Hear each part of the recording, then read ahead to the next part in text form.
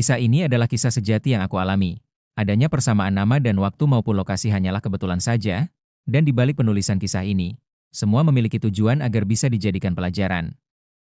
Terhadap siapa saja terutama bagi generasi yang akan melangkah pada level kehidupan satu tingkat di atasnya, yaitu hidup berkeluarga.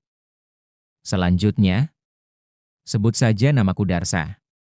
Aku berasal dari kampung yang masuk wilayah Semarang bagian pinggiran, yang medannya berbukit-bukit. Berbekal ijazah D3 Manajemen Pariwisata aku merantau ke kota Medan, Sumatera. Di sana aku bekerja sebagai karyawan hotel berbintang 3. Bagiku bekerja di hotel cukup menyenangkan, dengan posisi dan jabatan yang pas sesuai dengan ilmu yang aku dapatkan. Aku bekerja di hotel di bagian frontliner atau bagian penerimaan tamu, lalu beberapa tahun kemudian aku merangkap sebagai penanggung jawab operasional diskotik. Aku memiliki posisi ganda, tentunya membutuhkan keseriusan dan dedikasi tinggi. Fasilitas dan kemudahan tentunya gampang kudapatkan di tempat kerjaku. Saat itu aku menjalani pekerjaan siang dan malam. Aku mulai menapaki dunia hingar-bingar malam hari. Dunia hiburan sebagai pelengkap fasilitas tamu yang menginap di hotel. Aktivitasku tentu berhubungan dengan klub malam, karaoke, minuman keras, perempuan, obat terlarang yang menjadi bumbu-bumbu untuk meramaikan diskotik. Perebutan lahan antar bandar obat hingga menimbulkan kekacauan sering kuhadapi di dalam diskotik. Perkelahian dan intrik-intrik antar bandar obat saling mengelabuhi satu sama lain.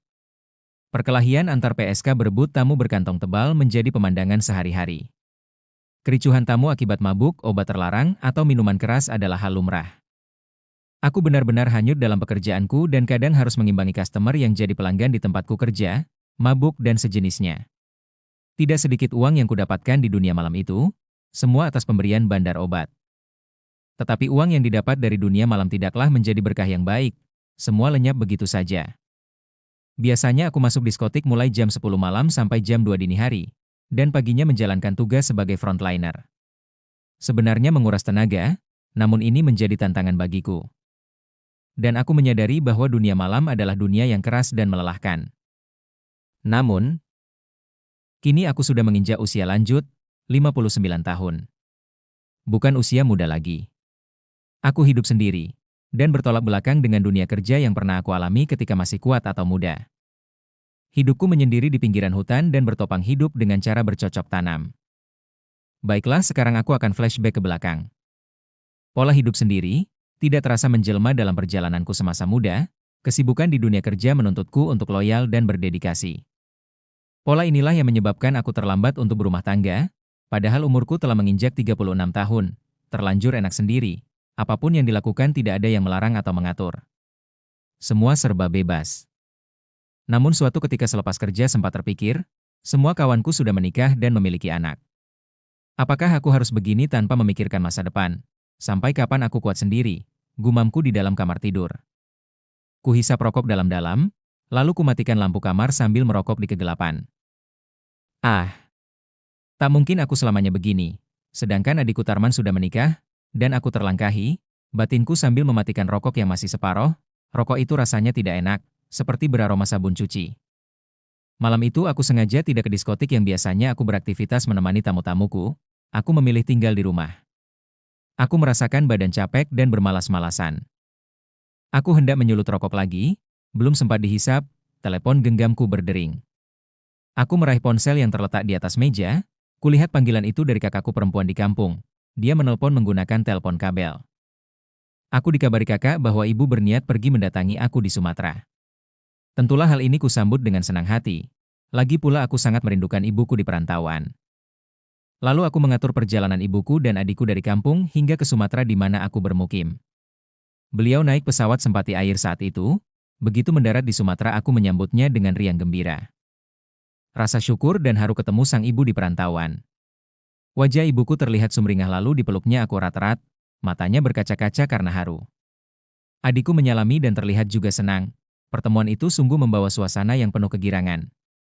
Sebelum sampai ke rumah aku ajak ibu dan adik makan di restoran, di sana aku bercerita banyak hal tentang kota ini.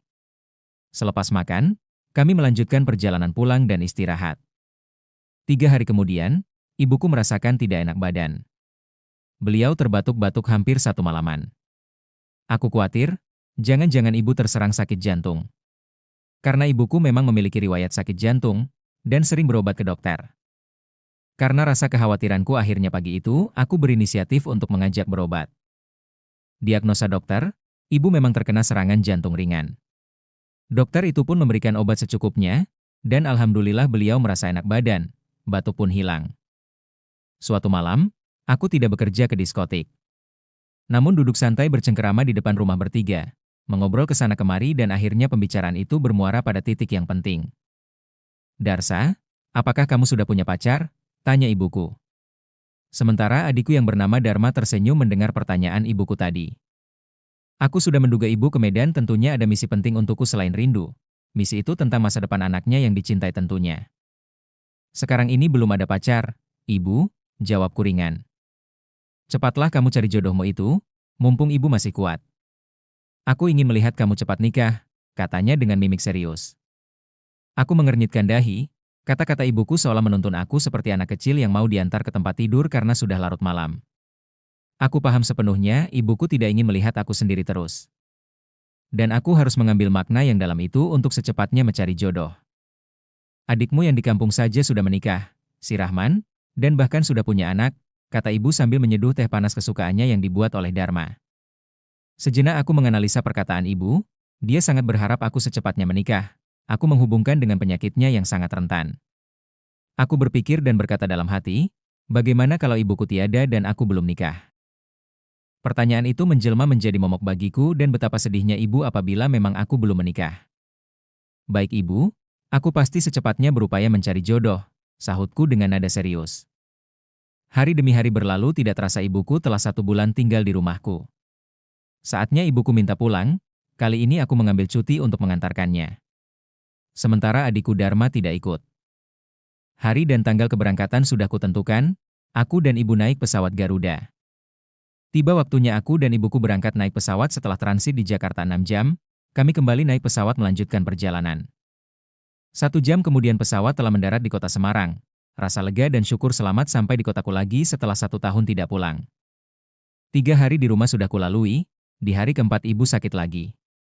Kali ini cukup serius, beliau tidak bisa bangkit dari tempat tidurnya dan terbatuk-batuk. Lalu aku dan ayahku membawanya ke rumah sakit terdekat, dan ternyata serangan jantung itu kambuh lagi.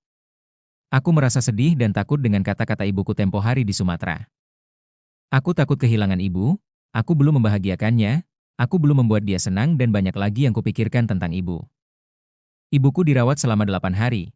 Setelah menjalani perawatan secara intens, lalu dokter menyarankan kalau ibu sudah boleh pulang karena sudah ada kemajuan yang signifikan kesehatannya. Akhirnya ibu dibawa pulang ke rumah kakakku di mana tidak jauh dari rumah sakit tersebut. Memang kesehatannya semakin membaik, akan tetapi mengalami pasang surut. Selama aku di kampung, ibu bolak-balik masuk rumah sakit.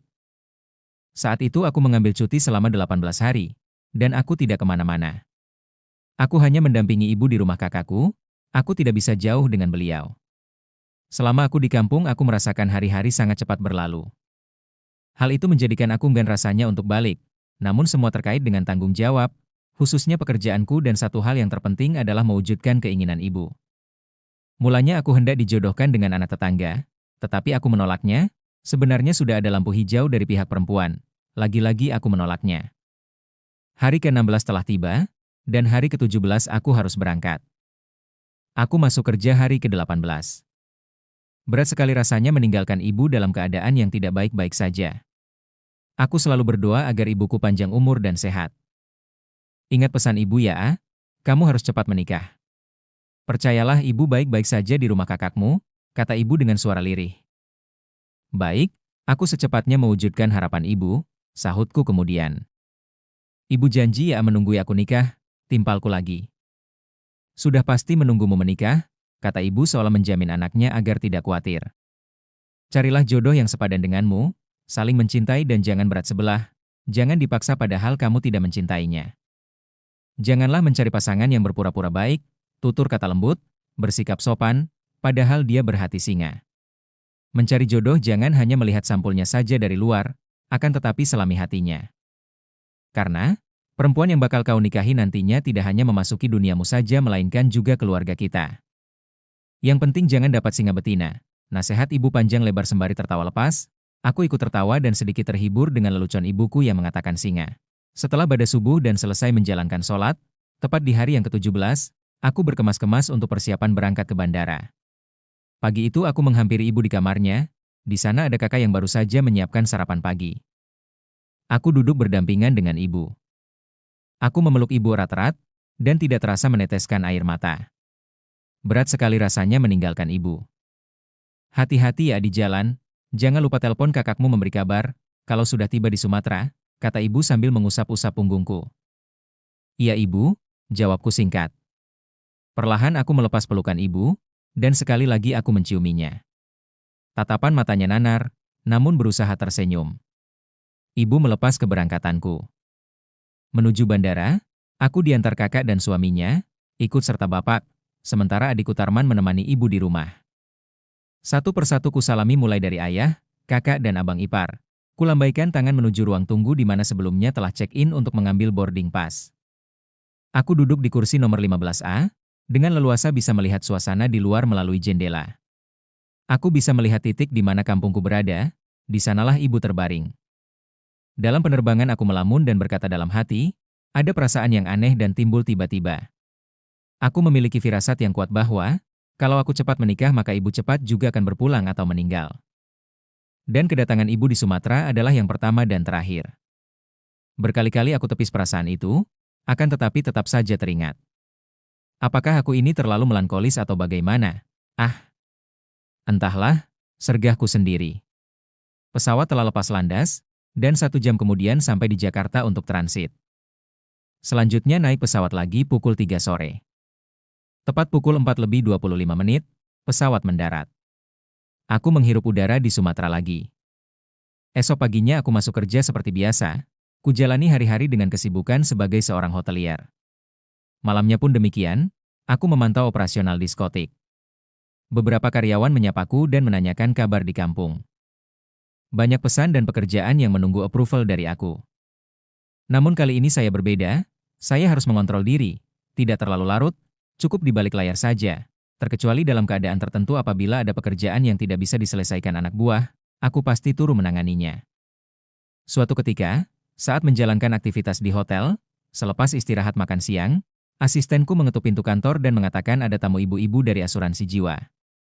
Tanpa pikir panjang aku persilahkan masuk, dan asisten mengantarkan tamu itu memasuki kantor. Asisten beranjak pergi, sementara aku berkenalan dengan ibu itu dan menjabat tangannya. Arinda Nainggolan, ucap ibu itu dengan senyum rekah. Darsa, kataku membalas.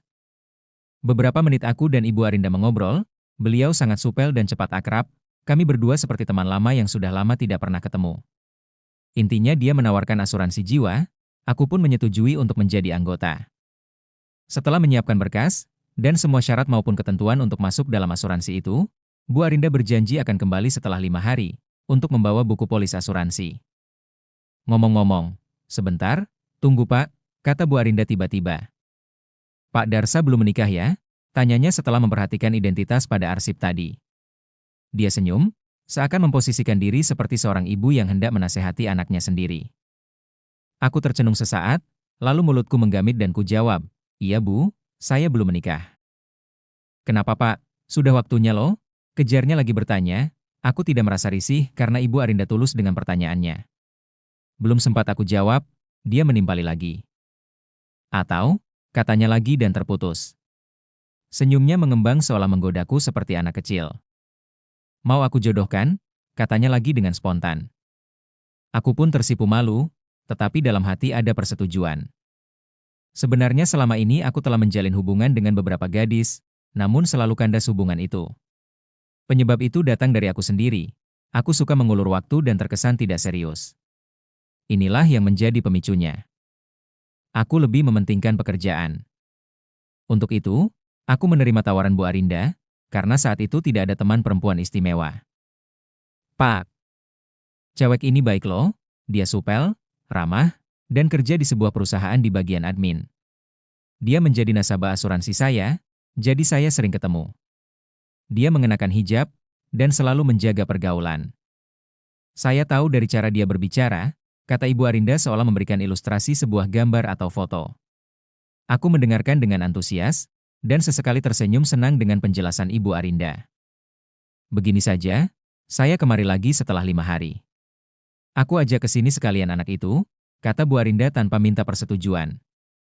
Aku tersenyum, mengulum bibir sambil menahan rasa malu-malu. Boleh. Bolehlah ibu, sahutku dengan intonasi semangat. Sungguh pertemuan antara Bu Arinda denganku seperti sebuah drama kocak yang diatur oleh sutradara. Begitu mudah dan mengalir begitu saja.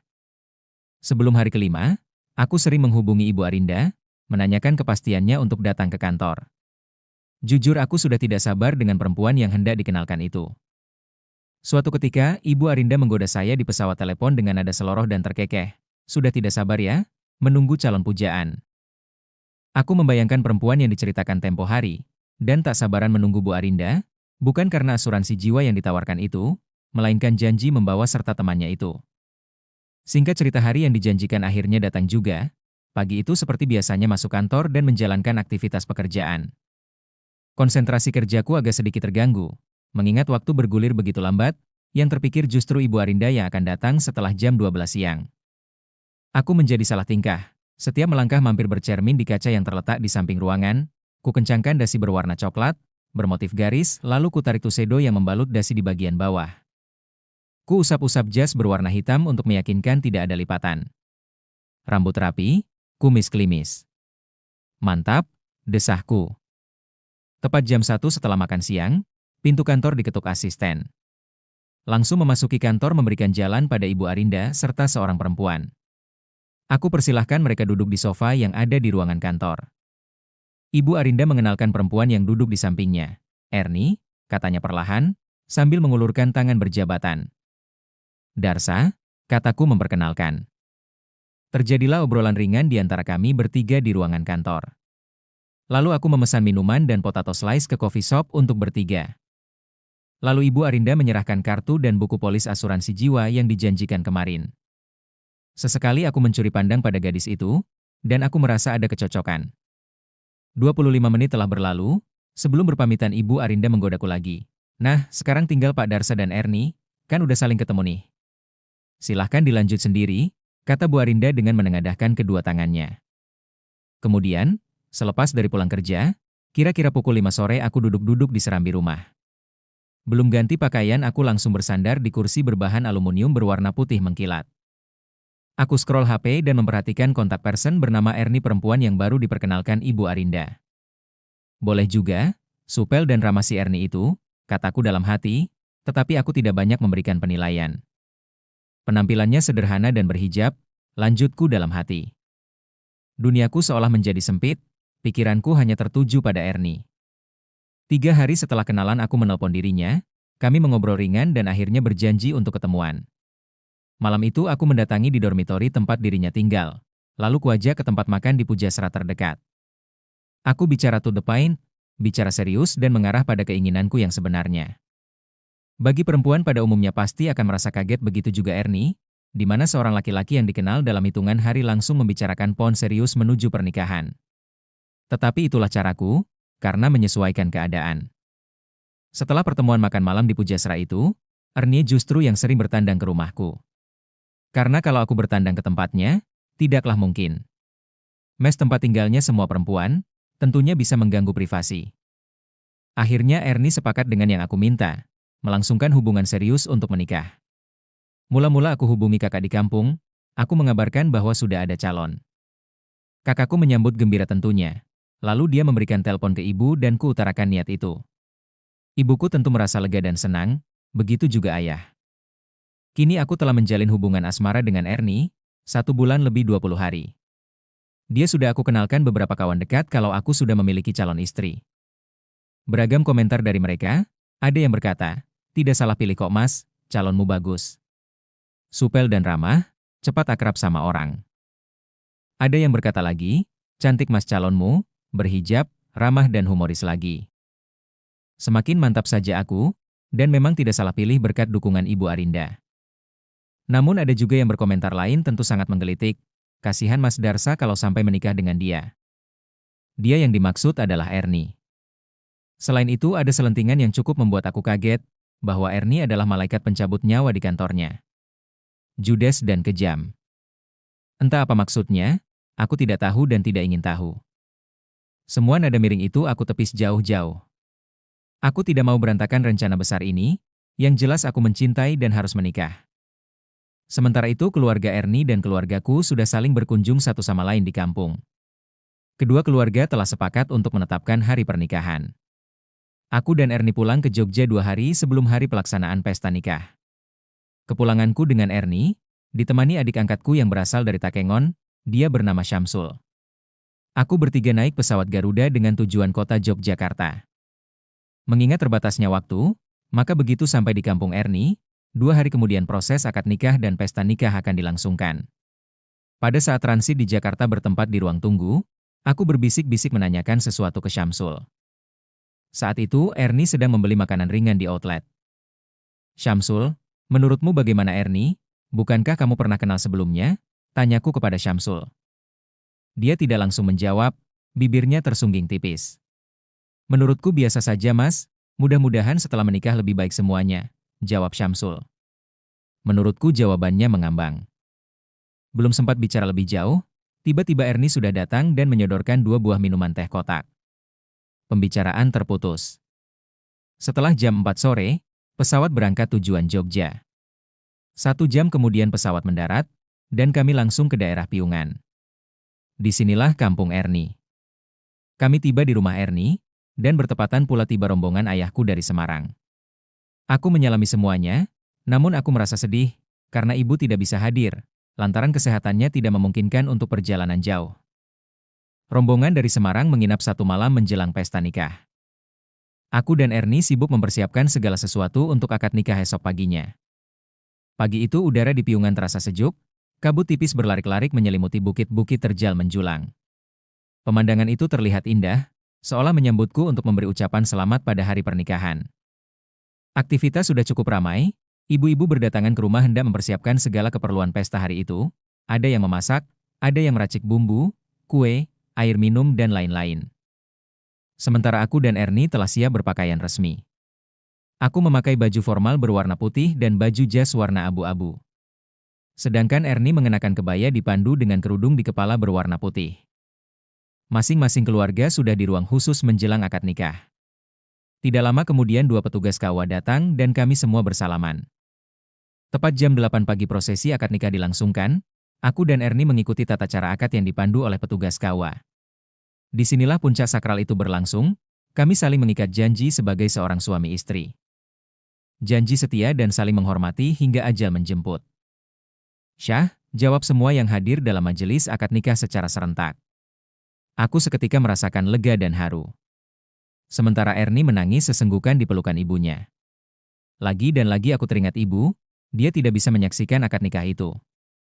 Setelah prosesi akad nikah selesai, waktu beranjak siang, mulailah tamu-tamu undangan berdatangan. Pasangan suami istri, pemuda-pemudi berpakaian rapi menghadiri pesta nikah kami. Suasana sangat meriah, lantunan lagu-lagu daerah memanjakan para tamu yang duduk rapi pada deretan kursi-kursi. Aku duduk di pelaminan bersama Ernie, Mbak Raja dan Ratu Sehari, menghadap deretan tamu yang terhampar duduk rapi di bawah tenda berwarna putih. Hiasan bunga dan lampion dipasang setiap sudut. Bunga segar menghiasi pelaminan, dipadu dengan kembar mayang atau hiasan dari janur. Deretan penyambut tamu menyalami para undangan, senyum rekah dan mata berbinar dari setiap orang yang hadir, seolah menghiasi pesta nikahku bersama Ernie. Juru foto menekan tut kamera di setiap momen, berjalan mondar-mandir tidak menyia-nyiakan kesempatan. Kini pesta itu telah berlalu, alhamdulillah semua lancar tidak kurang satu apapun. Aku mengucapkan syukur. Dan kini aku telah menjadi seorang suami, Ernie menjadi istriku. Setelah pesta nikah selesai rombongan ayahku balik ke Semarang pada sore itu juga, Syamsul langsung ikut ayahku. Setelah 7 hari berlalu, kini giliran mengunduh mantu. Pesta ngunduh mantu diadakan di kampungku, wilayah Semarang. Aku dan istri serta rombongan, berangkat pagi-pagi, di sana digelar pesta nikah seperti pernikahan pertama, hanya saja tidak ada prosesi akad nikah. Hal yang membuat haru di sini adalah, pada acara sungkeman terhadap orang tua. Begitu sungkem dan mencium lutut ibu, aku tidak bisa menahan tangis, karena haru. Alhamdulillah ibu bisa menunggui kamu nikah, kata ibuku berbisik dan memeluk erat-erat tubuhku. Beberapa jam kemudian prosesi ngunduh mantu selesai. Semua proses pesta lancar. Kini semua acara telah purna. Keesokan paginya, aku mendatangi ibu di kamar. Beliau sedang sarapan serta minum obat yang telah disediakan kakak. Tidak lama kemudian bapak juga masuk dan bertiga kami berbincang-bincang. Darsa, kata ibuku sambil menepuk pundaku. Kini kamu bukan anak lajang lagi. Kamu sudah menjadi seorang suami dari istrimu. Ibu sangat senang dan bersyukur bisa menyaksikan kamu menikah. Binalah keluargamu dengan baik, lanjut ibu menasehati. Ya ibu, pasti aku berusaha sebaik-baiknya sebagai seorang suami, sahutku kemudian. Sementara bapak hanya senyum-senyum saja. Oh iya, di mana istrimu? Sela ayah tiba-tiba. Ada di kamar. Baru melipat baju, jawabku pada ayah. Darsa, ibu ingin berpesan satu hal lagi padamu, kamu harus sabar dan sabar menghadapi istrimu. Mengalah lebih baik bagimu, kata ibu menimpali. Aku kaget dan bingung, kenapa ibu bisa berkata seperti itu. Harus sabar dan sabar menghadapi Ernie, sementara baru kali ini bertemu Ernie. Sebelumnya tidak pernah atau belum pernah ketemu. Lalu aku bertanya pada ibu. Memang kenapa Ernie, Bu? Tidak apa-apa, pesan ibu ini hanya nasihat saja agar kamu tidak lupa bersabar, jawab ibu. Aku menggamit, lalu menyimpulkan sebuah pesan yang tersirat dari seorang ibu. Apakah ibu menangkap sesuatu tentang Ernie melalui nalurinya? Tanyaku hanya dalam batin. Beberapa hari kemudian, cuti pernikahanku telah habis, dan saatnya aku dan istri berangkat kembali ke Sumatera. Penerbangan langsung dari Semarang. Aku menyalami ibu dan ayah, dan semua keluarga. Sementara Syamsul tetap tinggal di Semarang ikut keluarga ayah. Sore hari kami sampai di Medan, lampu-lampu jalanan telah menyala. Gemerlap kota terbesar nomor 3 di Indonesia itu seolah menyambut dan mengucapkan selamat atas pernikahanku. Suasana kota sungguh indah, seindah statusku kini. Keesokan paginya, aku sudah mulai menjalankan rutinitas kerja di hotel. Malamnya juga demikian. Namun aku membatasi jam kerja pada malam hari. Saat itu banyak teman dari kantor istri maupun kantorku bertandang ke rumah mengucapkan selamat atas pernikahan.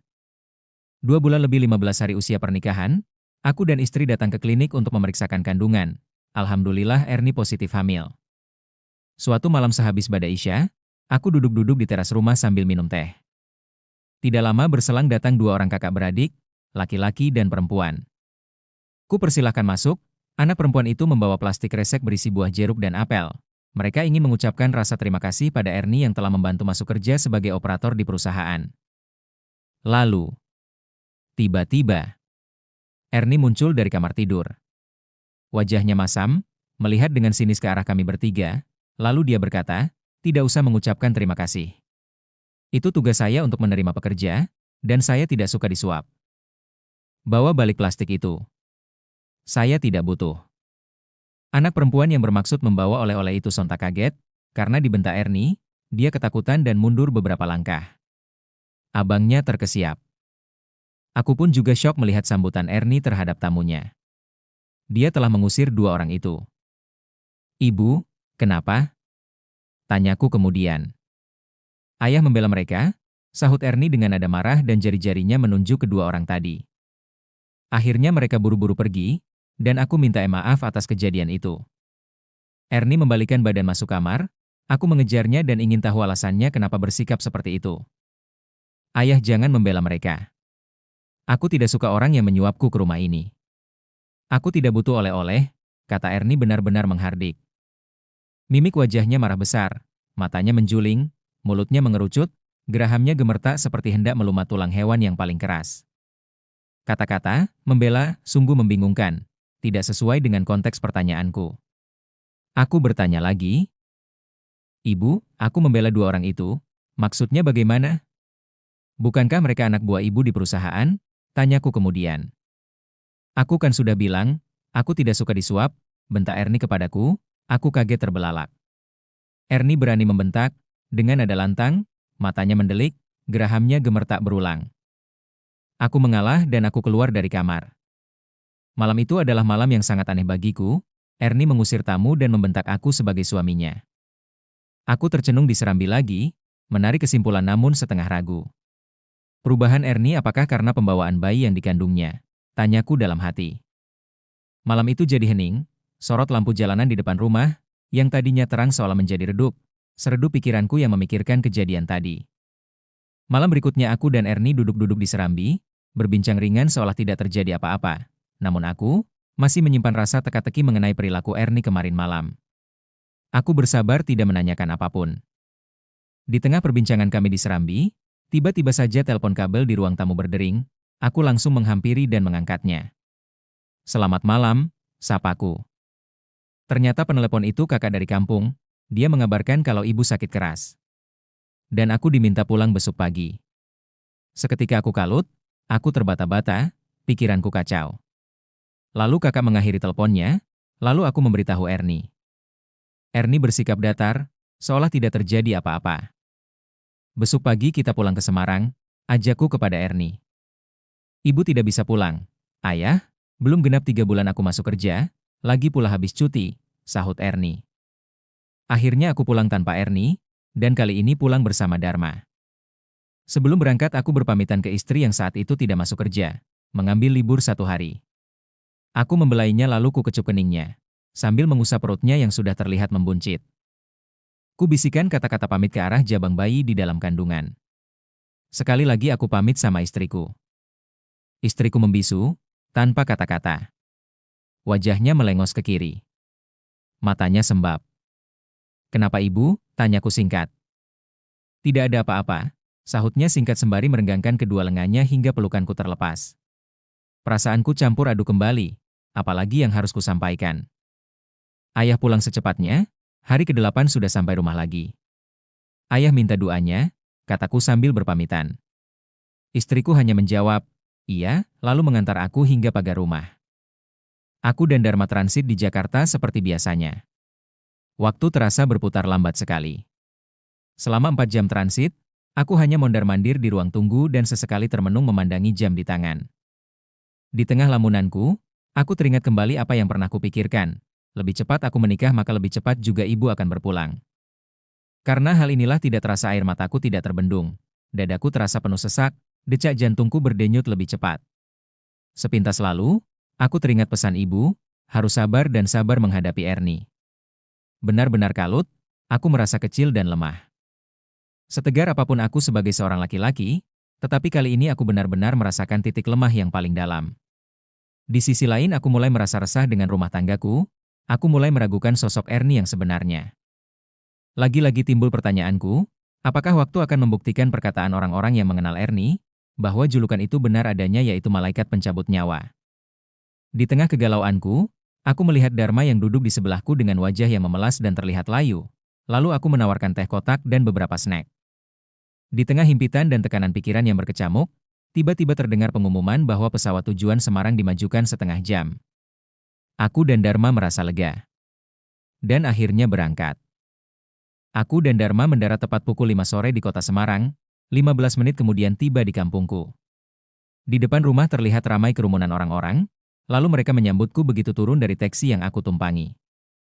Aku menghambur masuk ke dalam rumah, tangisku pecah, dadaku membuncah, lalu lemas tidak berdaya.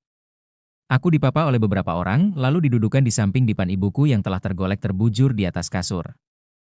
Aku peluk tubuh ibu yang kurus kering, badannya masih hangat, nafasnya masih terdengar, perlahan kepalanya bergerak ke arahku seolah mengetahui aku telah di sampingnya. Ibuku sudah tidak bisa bicara, matanya sedikit terbuka, tatapannya sudah tidak bisa fokus mengarah ke wajahku. Aku menangis sesenggukan, kerongkongan rasanya tercegat seperti tersumpal. Suasana semakin pilu, adik dan kakak semua larut dalam kesedihan. Ayahku bersandar di kursi di samping dipan sambil memejamkan mata, sesekali bergumam entah apa yang diucapkan. "Ibumu belum berangkat malam ini, ibumu mangkat besok pagi kurang lebih jam 8. Kalian tidak usah pergi kemana-mana," kata pamanku tiba-tiba kepada kami semua. Semalam penuh aku tidak tidur, hanya sesekali telungkup di lantai di samping dipan. Tidak terasa fajar telah menyingsing, aku bangkit melihat ibu yang terbujur, nafasnya masih terdengar, naik turun, rahangnya keras seperti terkunci. Badannya masih hangat. Hampir jam 8 pagi, kami sekeluarga tidak ada yang beranjak dari tempat di mana ibu terbaring, sesuai anjuran paman tadi malam. Jam di tangan menunjukkan pukul 8 tepat, kami semua mendoakan sebisanya, mengusap dahi ibu, mengelus tangan, mengelus dada dengan tangan gemetar. Menuntun bacaan kalimatullah dengan harapan ibu pergi dengan ikhlas. Jam 8 lebih 10 menit, tiba-tiba mata ibu terbuka perlahan-lahan, lalu menutup lagi, kerongkongan tersedak kecil, leher menjulur perlahan seperti ditarik ke atas. Innalillahi wa inna ilaihi roji'un. Ibu menghembuskan nafas terakhir. Ibu telah mangkat, ibu telah pergi untuk selama-lamanya. Seketika pecah tangis keluargaku, aku merebahkan kepala di pelipis ibu yang sudah tidak bernafas. Hatiku menjerit pilu. Aku bersimbah air mata. Aku kehilangan ibu tercinta, rasanya tidak bisa menerima kenyataan. Tetapi sekali lagi, ini adalah akhir perjalanan hidup setiap manusia, dan semua akan mengalaminya. Aku harus kuat, aku tidak boleh terpuruk. Aku mendoakan ibu agar di alam sana mendapat ampunan di sisi Tuhan. Sejenak kemudian, aku menyingkir ke belakang, aku menyembunyikan tangis. Aku duduk terpekur di belakang rumah, rasa sesal merangsek dalam benak, decak jantungku terasa semakin cepat padahal aku sudah mengikhlaskan kepergian ibu. Rasa sesal belum pernah membahagiakan ibu, rasa sesal belum pernah memberi apa-apa pada ibu, apa yang kuberikan belum sepadan dengan pengorbanannya. Berulang-ulang itu yang kupikirkan. Di tengah kalut dan sedihnya hati, tiba-tiba ponselku bergetar. Nada panggilan masuk. Erni menelpon, "Assalamualaikum," sapaku masih terisak dan serak. "Waalaikumsalam," jawabnya singkat dengan nada bergetar. Dia menangis, suaranya parau, intonasinya sengau. Belum sempat aku memberi kabar kepergian ibu, Erni malah berkata-kata dengan nada emosi. "Di mana tanggung jawabmu?" "Kebangetan. Meninggalkan saya sendiri di rumah." "Tidak ada tanggung jawab." "Kejam," kata Erni nyerocos tanpa jeda. Aku tidak sempat berkata-kata. Aku merasa seperti dihantam palu besi di bagian tengkuku. Aku sempat mengumpat dalam hati. Dan rasanya putus asa. Kenapa seperti ini jadinya? Kenapa dengan Erni? Apakah ini pembawaan bayi? Kalau pembawaan bayi, seperti apa nanti anakku lahir? Tanyaku dalam hati membayangkan. Kemudian aku bangkit, menyemangati diri. Seberat apapun kata-kata Erni yang terlontar kepadaku, aku tetap menasehati Erni dengan cara yang paling bijak. Kata-kataku atur tidak menunjukkan intonasi emosi ataupun sedih. Namun dirinya tetap saja tidak bergeming, tidak menyahut. Dan, brak, gagang telepon itu terdengar dibanting olehnya. Suara terputus. Aku semakin enggak karuan, rasanya ingin menjerit sekencang-kencangnya, aku tersandar di bawah pohon buah sirsak. Aku lemas tak tahu apa yang harus kuperbuat. Aku menelpon balik pada Erni, berkali-kali tidak diangkat. Aku mencoba terus, tetap sama tidak diangkat. Kemudian, waktu perlahan beranjak siang, rumah ayahku kini penuh dengan tetangga yang menyampaikan rasa duka. Mereka mempersiapkan segala sesuatu menyangkut prosesi pengurusan jenazah hingga pemakaman. Ibuku telah dimandikan, lalu dikafani, lalu dimasukkan peti jenazah yang terbuat dari kayu berlapis kain satin putih, berlipit-lipit membentuk renda menutupi bagian luar. Sebelum ditutup peti itu, keluarga mengelilingi jenazah untuk menyaksikan yang terakhir kali. Sesaat kemudian, kepala desa berdiri di atas mimbar kecil mewakili keluarga ayahku, dan berkenan menyampaikan rasa duka sekaligus memberikan sambutan kepada pelayat yang duduk rapi di kursi memenuhi pelataran rumah. Kepala desa mengulas sedikit tentang perjalanan hidup almarhumah ibu hingga ajalnya. Tidak lama kemudian, kepala desa menyudahi sambutannya setelah 15 menit. Detik-detik pelepasan jenazah. 6 orang telah bersiap-siap mengangkat peti jenazah, lalu perlahan keluar dari pintu rumah. Semua pelayat berdiri, memberikan jalan keluar untuk jenazah. Tangisku pecah lagi dengan keberangkatan ibu, aku tidak kuasa berdiri, aku seperti merasakan badan limbung. Aku didampingi tante, dan kedua anaknya, aku terkulai di kursi serambi. Setelah itu kepala desa memimpin pelepasan jenazah dari rumah menuju masjid untuk disyolatkan kemudian menuju makam. Perlahan iring-iringan pengantar jenazah keluar dari pekarangan rumah, pandanganku samar dan tidak terlihat lagi iring-iringan itu. Tante Salma menyodorkan minuman teh hangat, aku meminumnya beberapa teguk. Tante berbisik agar aku tabah dan ikhlas. Aku mengangguk. Setelah itu ku minum teh, badanku agak sedikit ringan, pandangan agak terang. Di tengah kesedihan itu, tiba-tiba teleponku bergetar. Nada panggilan masuk. Erni menelpon kembali, aku merasa berat untuk menjawab. "Angkat dulu teleponnya, siapa tahu istrimu," kata Tante Salma sambil melihat ponsel yang sudah ada di genggaman tangan. Lalu ku jawab, "Assalamualaikum." "Waalaikumsalam," sahut Ernie. Kali ini dia menanyakan perihal pemberangkatan jenazah. Tante memperhatikan aku, dan ikut mendengar percakapan di telepon. Dia duduk persis di samping sambil memegangi teh hangat yang baru aku minum setengahnya. Dalam telepon itu, Ernie minta aku pulang di hari keempat. Kali ini dia bicara tegas berulang-ulang, suara keras, hingga tanteku bisa mendengar. Gaya bicara Ernie seperti menghakimi seseorang yang melakukan kesalahan berat. Aku terdiam, aku tidak menjawab. Tanteku masih ikut mendengar suara di telepon. "Loh, kok galak betul Ernie dengan kamu Darsa?" Bisik Tante Salma tiba-tiba ke arahku sambil mulutnya menganga heran. "Aduh, kalau begitu, enggak salah kata almarhum Mbak Yu," lanjut Tante Salma sambil mengelus punggungku. Tante Salma sepertinya telah dikasih tahu almarhum ibu sebelum meninggal, mengenai diri Ernie. Tanteku termenung di sampingku, seolah ikut merasakan kekhawatiran. Kini aku paham, bahwa kata-kata ibu sebelum meninggal berpesan agar aku harus sabar dan sabar menghadapi Ernie. Padahal ibuku belum pernah sama sekali bertemu dengannya. Pertemuan itu hanya pada saat pesta nikah saja. Sejenak kemudian Tante Salma beranjak meninggalkan aku duduk sendirian, sementara adik-adikku ikut ke makam mengantar jenazah. Dan tiba-tiba, saku celanaku bergetar lagi, aku sedikit malas untuk meraihnya dari saku.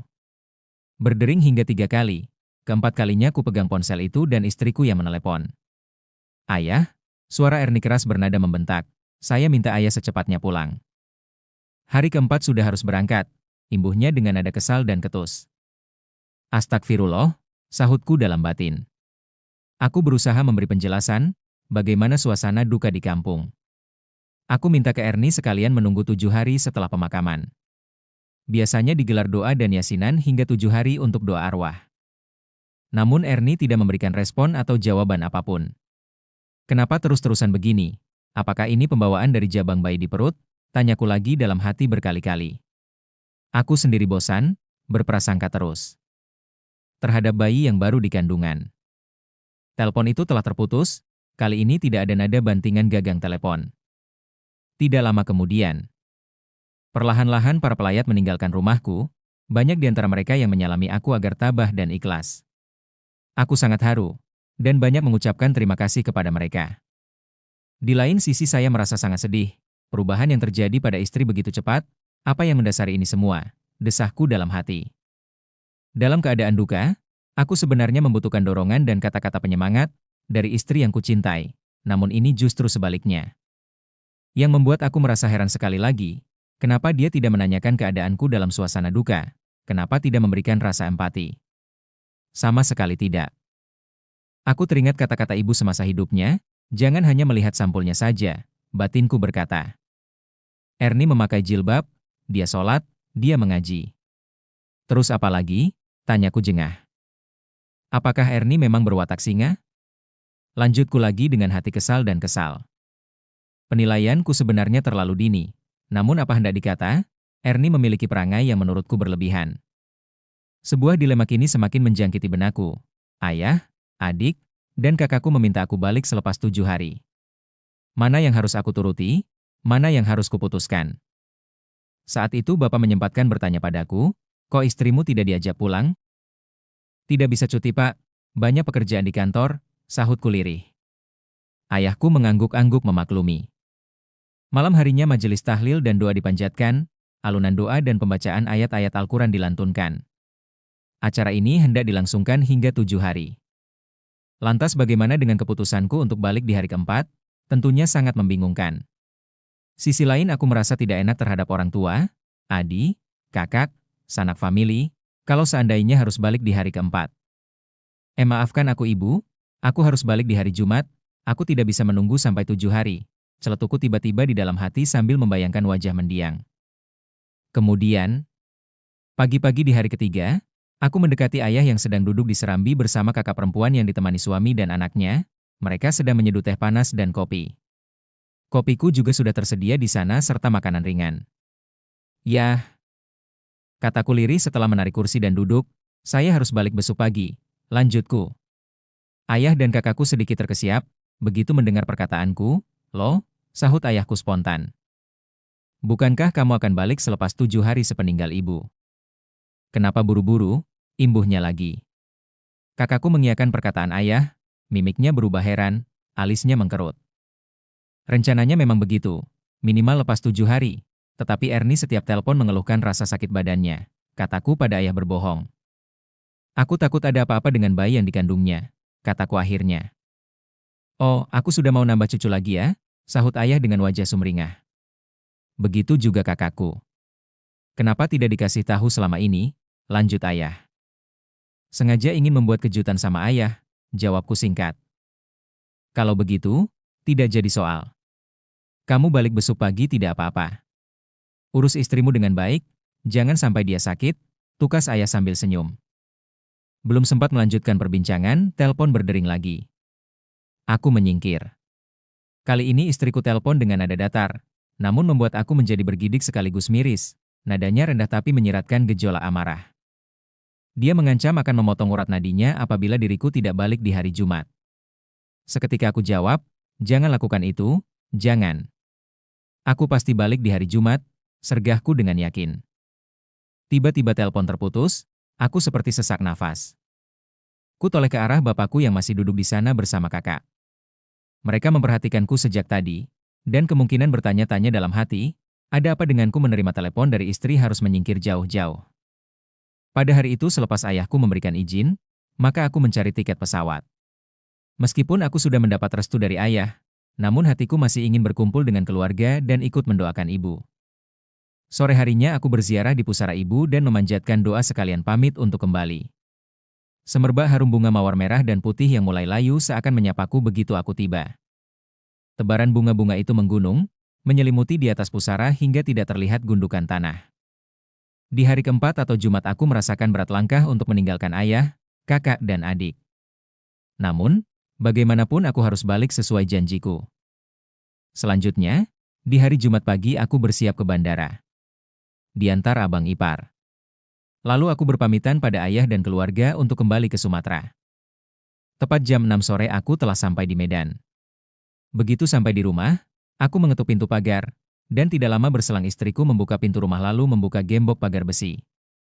Assalamualaikum, sapaku terlebih dahulu. Waalaikumsalam, sahut istri lalu seraya menyalami aku dan menciumnya. Sambutan Ernie tidak ada greget, seakan tidak menyiratkan rasa rindu atau empati karena ibu mertua meninggal. Aku disambut layaknya seperti orang lain yang mempunyai masalah dengan dirinya. Tatapan matanya berbeda, senyumnya seolah terpaksa, namun karena rasa rindu aku memeluknya dengan penuh hangat dan erat. Dia membalas pelukanku, sambil berjalan menuju pintu rumah. Dia bertanya perihal prosesi pemakaman almarhum ibu, lalu kujelaskan dari awal hingga akhir. Meskipun aku menceritakan suasana duka, Ernie biasa saja, wajahnya datar seolah tidak ada apa-apa. Setelah mandi dan berganti baju, Ernie menyuruhku makan, sambil berbincang-bincang seputar kehamilannya di meja makan. Aku tidak menanyakan apa penyebab istriku marah-marah dan menangis di telepon saat aku di kampung. Hal itu untuk menghindari timbulnya perselisihan, aku berusaha melupakannya, karena di titik inilah aku harus belajar memahami sifat yang sebenarnya. Aku sadar, menjalin hubungan asmara atau katakanlah pacaran tidak genap 2 bulan. Terlalu singkat. Jujur aku tidak sempat mendalami sifat aslinya. Masukan dari teman-teman yang mengenalnya, justru terabaikan. Pikiranku positif saja. Yang jelas aku tertarik dengan tutur bahasanya yang lemah lembut, sopan, humoris dan senantiasa memakai hijab. Malam itu kami saling melepas rindu, masih suasana pengantin baru, namun aku masih diselimuti rasa duka yang mendalam. Aku paham sebagai seorang laki-laki apa yang diinginkan istri malam itu. Aku harus memberikan nafkah batin. Aku berusaha memenuhi hasratnya yang sangat menggebu-gebu. Namun, aku belum bisa melepaskan rasa duka itu, bayangan wajah ibu masih menguasai pikiran, jenazah yang terbujur kaku dan wajahnya masih menggelayut. Naluriku sebagai seorang laki-laki belum bisa pulih sepenuhnya untuk memenuhi hasratnya. Dia kecewa dan marah berat, sontak mendorong tubuhku dan membelakangi. Aku berusaha memeluknya kembali, namun tanganku ditangkis kuat-kuat, sambil kakinya menjejak. Aku menarik nafas panjang-panjang lalu ku hembuskan perlahan, mata menerawang gelapnya ruang tidur. Serba salah dan tak tahu harus bagaimana. Aku mencoba merayu dan sekali lagi merayu, namun malah menangis terseduh. Lalu tiba-tiba dirinya bangkit dari kasur, menyalakan lampu, aku mengusap mata karena silau. Tanpa kata-kata dia sibuk membuka laci meja rias, yang berada tidak jauh dari tempat tidur. Laci meja diacak-acak, dilempar ke sana kemari hingga membentur dinding, kertas, bedak, gincu, kacamata bertaburan di lantai akibat ulahnya itu. Sejurus kemudian dia menemukan apa yang dicari, sebuah pisau cutter mengkilat kena terpa sinar lampu. Alangkah kagetnya, dia mengacungkan pisau itu hendak mengiris urat nadinya. Aku sontak teriak dan loncat dari tempat tidur. Tanpa pikir panjang tangannya kukibaskan hingga terpental pisau itu. Dia menangis sejadi-jadinya, meraung-raung seperti serigala yang terlihat kesakitan seperti hendak melahirkan anak. Tangannya mengepal keras, badannya kaku, wajahnya berlumur keringat, matanya menjuling. Geraham gemertak dan benar-benar seperti serigala hendak menerjang dan melumatku. Aku berusaha menenangkan suasana, aku membujuk dengan kata-kata lirih, mencumbunya lalu memeluknya lagi dengan rasa kasih sayang dan iba. Namun lagi-lagi badanku didorong hingga tersungkur, hampir saja kepalaku terbentur ujung meja. Maafkan aku baru dalam keadaan duka, ini hanya sebentar saja. Percayalah, kataku sambil bangkit dan mengiba. Kejadian hendak mengiris urat nadi itu terjadi 2 kali semenjak awal pernikahan. Latar belakang masalahnya sangat sepele dan tidak masuk akal. Inilah sepenggal kisah awal jalan hidupku. Kisah ini aku tutup sampai di sini, yang tentunya akan disambung di bagian pada episode yang kedua masih di channel Bingkai Hidup Manusia atau BHM. Berikan komen dan like agar bisa mengetahui apakah kisah ini bisa bermanfaat, terkhusus bagi pemirsa yang ingin menapaki jenjang rumah tangga. Ringankan menekan tombol subscribe, like, komen agar channel ini bisa berkembang.